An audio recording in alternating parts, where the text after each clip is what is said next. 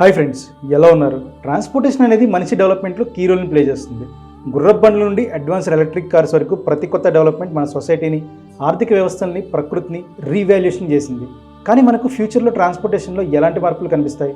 రోడ్లపై ఫ్లయింగ్ కార్లు కనిపిస్తాయా, లేకపోతే నగరాల మధ్యలో ట్రావెల్ కోసం హైపర్లూప్ రైళ్ల మీద ఆధారపడతామా? ఈరోజు మన భవిష్యత్తు ట్రాన్స్పోర్ట్ సిస్టమ్ గురించి తెలుసుకుని అవి మన జీవితాన్ని ఎలా మార్చుతున్నాయో చూద్దాం. మన ఇమాజినేషన్స్లో కార్స్ అనేవి డ్రైవర్స్ లేకుండా వెళ్తూ ఉంటే అదొక అద్భుతంలా అనిపిస్తుంది కదా. కానీ ఇప్పుడు అది నిజం కావడానికి చాలా దగ్గరగా ఉంది. టెస్లా, వ్యోమో వంటి కంపెనీస్ ఇప్పటికే వీటిని టెస్టింగ్ కూడా చేస్తున్నాయి. అవి ఎలా పనిచేస్తాయి అంటే, ఆటోమేటిక్ వెహికల్స్లో sensors, cameras, machine learning algorithms use చేసుకుని నడుస్తాయి అన్నమాట. ఇవి ఒకదాంతో ఒకటి కమ్యూనికేషన్ చేసుకుంటూ చాలా సాఫ్ట్గా డ్రైవింగ్ చేస్తాయి. వీటి వల్ల చాలా అడ్వాంటేజెస్ ఉన్నాయి. ఈ డ్రైవర్లెస్ వెహికల్స్ వల్ల యాక్సిడెంట్స్ అనేవి చాలా తక్కువగా అవుతాయి. ఎక్కువగా జరిగే మ్యాన్మేడ్ మిస్టేక్స్ అండ్ యాక్సిడెంట్స్ని తగ్గించవచ్చు. అలా చాలా టైం కూడా సేవ్ చేసుకోవచ్చు. ఇందులో జర్నీ చేసేవాళ్ళు వర్క్ చేసుకోవచ్చు లేదా రెస్ట్ కూడా తీసుకోవచ్చు. వీటితో పాటు ఈ వెహికల్స్ అన్నీ కూడా ఎలక్ట్రిక్ వెహికల్స్ అవ్వడం వలన పర్యావరణానికి కాలుష్యం బాగా తగ్గుతుంది. ఇన్ని అడ్వాంటేజెస్ ఉన్నా కూడా వీటికి కూడా కొన్ని ఛాలెంజెస్ అనేవి ఉన్నాయి. ప్రజలు ముందు ఈ టెక్నాలజీని నమ్మాలి. అలాగే పొరపాటున ఈ టెక్ ఫెయిల్ అయిందనుకోండి, లేదా ఏదైనా ఒక సెన్సార్ వర్క్ చేయకపోవడం వల్ల యాక్సిడెంట్ అయితే అప్పుడు ఆ పర్టికులర్ యాక్సిడెంట్కి, ఆ పర్టికులర్ మిస్టేక్కి ఎవరు బాధ్యత వహిస్తారనేది కూడా పక్కగా రూల్స్ రాసుకోవాలి. అప్పుడు దాన్ని ఎవరి మిస్టేక్ కింద కన్సిడర్ చేయాలి, ఇలాంటి రూల్స్ కూడా రాసుకుంటే బెటర్ అంటారు. అలాగే ఫ్యూచర్లో సైన్స్ ఫిక్షన్ మూవీస్లో మనం చూసే ఫ్లయింగ్ కార్స్ ఇప్పుడు సాధ్యమైనగా మారుతున్నాయి. ఊబర్, ఎలివేట్ వంటి సంస్థలు కూడా జోబీ ఏవియేషన్ నుండి స్టార్టప్ రంగాల్లో కూడా ఇవన్నింటిలో ముందంజలో ఉన్నాయి. అంటే లైక్ ఫ్లయింగ్ కార్ని తీసుకురావడంలో. నగరాల్లో ట్రాఫిక్ సమస్యలు ఎక్కువగా ఉండటం వల్ల వీటిని ఒక సొల్యూషన్ కింద తీసుకొస్తున్నారు. అసలు ఎందుకు ఈ ఫ్లయింగ్ కార్లు? నగరాల్లో ట్రాఫిక్ సమస్యలు ఎక్కువగా ఉండటం వల్ల దాన్ని పరిష్కరించవచ్చు అని చెప్పేసి ఈ ఫ్లయింగ్ కార్లు టెక్నాలజీ ఎలా వర్క్ అవుతుందంటే, అసలు సౌండ్ ఎయిర్ అని ఎలక్ట్రిక్ ఇంజిన్స్ని యూస్ చేస్తారు. సేఫ్ అండ్ సెక్యూరిటీ కోసం అడ్వాన్స్డ్ నావిగేషన్ సిస్టమ్స్ని యూస్ చేస్తున్నారు. వీటికి కూడా ఛాలెంజెస్ ఉన్నాయి. నగరాల్లో ఎయిర్ ట్రాఫిక్ నియంత్రణ చేయాలంటే అక్కడ చాలా ఎక్కువ మనీని స్పెండ్ చేయాలి. పవర్ అండ్ ఎనర్జీ కూడా బాగా ఎక్కువ కన్జ్యూమ్ అవుతుంది. జపాన్ సింక్రనస్ అంటే వేగవంతమైన రైళ్లకు మించి హైపర్ లూప్ ఒక అద్భుతమైన ఆలోచన.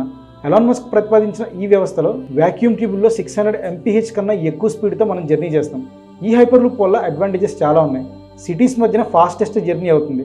అలాగే రిన్యూవబుల్ ఎనర్జీ కాబట్టి పర్యావరణానికి ఎలాంటి హాని ఉండదు. వర్జిన్ హైపర్ లూప్ వంటి సంస్థలు కూడా ఈ పరీక్షలు చాలా విజయవంతంగా చేశాయి.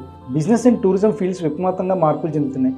ఇవన్నీ ఒక్కటైతే ఎలక్ట్రిక్లోనే సోలార్ ఇంటిగ్రేటెడ్ వెహికల్స్ కూడా వస్తున్నాయి. ఫాసిల్ ఫ్యూల్స్ తగ్గుతూ ఉండడం, వాతావరణ మార్పులు పెరుగుతూ ఉండడం, ఎలక్ట్రిక్ అండ్ సోలార్ పవర్ వెహికల్స్ని మనం భవిష్యత్తులో రవాణా మార్గాలుగా మార్చుకుంటున్నాం. బ్యాటరీ టెక్నాలజీ మెరుగుపడటం వల్ల వీటి ధరలు కూడా చాలా తగ్గుతున్నాయి. అదే సోలార్ పవర్ వెహికల్స్లో కూడా కార్లపై సోలార్ ప్యానల్స్ ఉపయోగించడం ద్వారా పర్మనెంట్ పవర్ని అందించడం జరుగుతుంది. ఇవన్నీ సరే, మరి పబ్లిక్ ట్రాన్స్పోర్టేషన్ పరిస్థితి ఏంటి అనుకుంటున్నారా?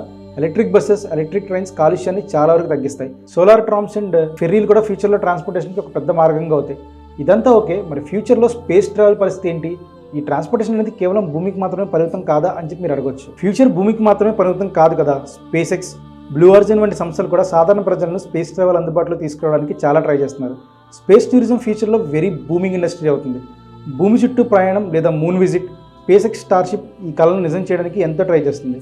అలాగే ఇంటర్ప్లానెటరీ ట్రావెల్, మార్స్ కాలనీస్ కోసం ట్రాన్స్పోర్టేషన్ సిస్టమ్ అవసరం. వీటికి కూడా చాలా ఛాలెంజెస్ ఉన్నాయి. హ్యూజ్ ఎక్స్పెన్సివ్ ఇవి. సేఫ్టీ ప్రాబ్లమ్స్ కూడా ఉన్నాయి. స్టాండర్డ్ ఫ్యూయల్ రిసోర్సెస్ కూడా ఇంకా డెవలప్ చేస్తున్నారు. ఇవన్నీ ఉన్నప్పటికీ కూడా వీటిలో ఏఐ రోల్ కూడా ఖచ్చితంగా ఉంటుంది. ఏఐ అన్ని ట్రాన్స్పోర్ట్ సిస్టమ్స్కి హార్ట్ లాంటిది. ట్రాఫిక్ డేటాను అనాలిసిస్ చేసి రూట్లను మెరుగుపరచడం, వెహికల్స్లోని ప్రాబ్లమ్స్ని ముందుగానే ఐడెంటిఫై చేసి గుర్తించి మనకి సజెషన్స్ ఇవ్వడం, జర్నీలో ఎంటర్టైన్మెంట్ అండ్ అట్మాస్ఫియర్ని కంట్రోల్ చేయడం, ఇవన్నీ సెగ్మెంట్స్ని కూడా ఏఐ హ్యాండిల్ చేసిద్ది. ట్రాన్స్పోర్ట్ ఫ్యూచర్లో కేవలం వేగం గురించి మాత్రమే కాదు, అది సౌలభ్యం, స్థిరత్వం, భద్రత గురించి కూడా. రవాణా మార్పులు ప్రతి ఒక్కరికి ప్రయోజనం చేకూరుస్తూ మన గ్రహాన్ని కాపాడటంలో సహాయపడాలి. ఒకే రోజులో మనం ఫ్లయింగ్ కార్లో ప్రయాణించి, హైపర్లూప్ రైలు ద్వారా నగరాలను సందర్శించి, చివరికి స్పేస్ నుంచి భూమిని చూస్తే రోజు ముగుస్తుంది అనుకోండి. జస్ట్ ఇమాజిన్ చేసుకోండి, ఫ్యూచర్లో ట్రాన్స్పోర్టేషన్ అనేది అంత స్పీడ్గా, అంత సేఫ్గా మారుతుంది. ఫ్యూచర్లో మనం చూస్తుండగానే లైట్ స్పీడ్స్తో ట్రావెల్ చేసే ఇంటర్ప్లానెటరీ UFOs కూడా తయారు చేస్తారు. ఇది జస్ట్ ఒక్క రోజులోనే మనల్ని విశ్వంలో ఉన్న కొంతవరకు ప్రతి చోటకి తిప్పి తీసుకొస్తుంది. సో గైస్, చూసారు కదా ఫ్యూచర్లో మన ట్రాన్స్పోర్టేషన్ అనేది ఎంతలా డెవలప్ అవుతుందో. ఈ వీడియో మీకు నచ్చితే లైక్ చేయండి. ఇందులో ఏ వెహికల్ టెక్నాలజీ మీకు బాగా నచ్చిందో కామెంట్ చేయండి. ఇలాంటి మరెన్నో వీడియోస్ కోసం ఇప్పుడే మన ఛానల్ని సబ్స్క్రైబ్ చేయండి. Thank you. జై హింద్.